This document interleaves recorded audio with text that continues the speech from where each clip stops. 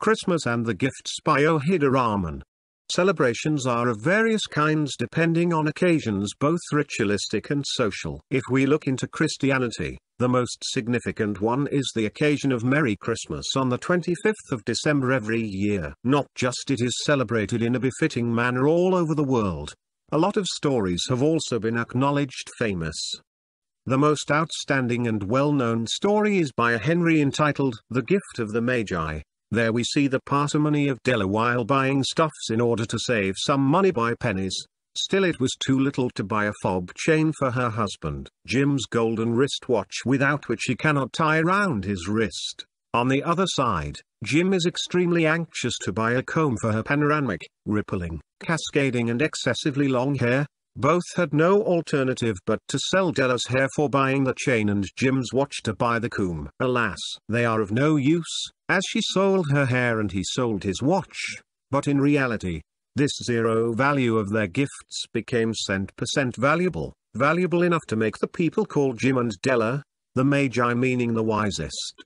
Let's review one of the episodes of an extremely popular comic serial, Mr. Bean. Alas, he lives utterly alone.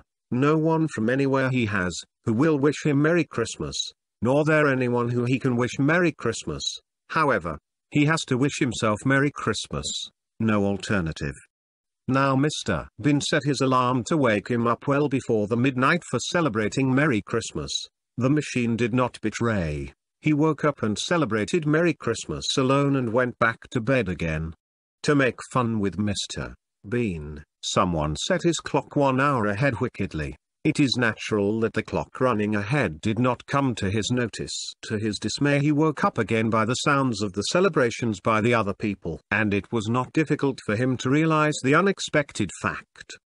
Let's talk about another comic serial, Perfect Strangers, where a Latin American used to stay together with his cousin in the USA. It can also teach a great lesson regarding the value of gifts, which is ordinary to the ordinary minds and extraordinary to the extraordinary minds and hearts. Their relationship was too cemented to let the other stay away even while dating. They used to go to bed together, have meals together, etc. No matter whatever they are doing but doing together except sharing bathroom. On the Christmas Eve, the USA friend brought out the big and spectacular cassette player which connotes the love for the cousin-cum-friend. The recipient realized it properly and expressed his happiness. Then comes the turn of the Latin American friend. He slowly opened the package and gave it to him. It was a quilt, and it was beautiful, though it was cheap. It sounds ridiculous, but still the recipient thanked and eulogized for the present. He also asked how he got it.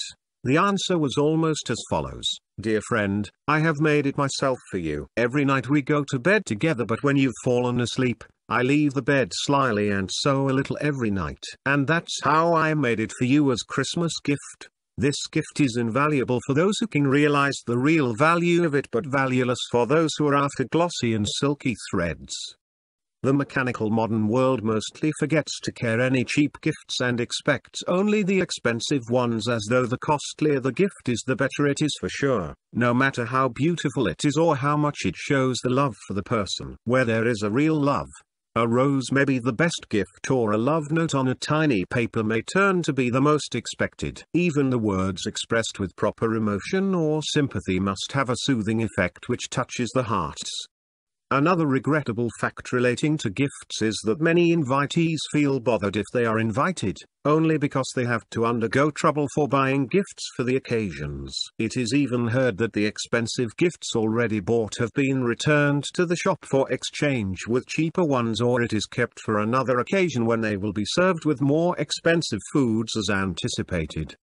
What else also happens is that the invitees do not render their gifts if they have failed to attend the ceremony. They also calculate the prices for the gifts according to the probable status of the arrangements. The term cost-effective is well applicable here.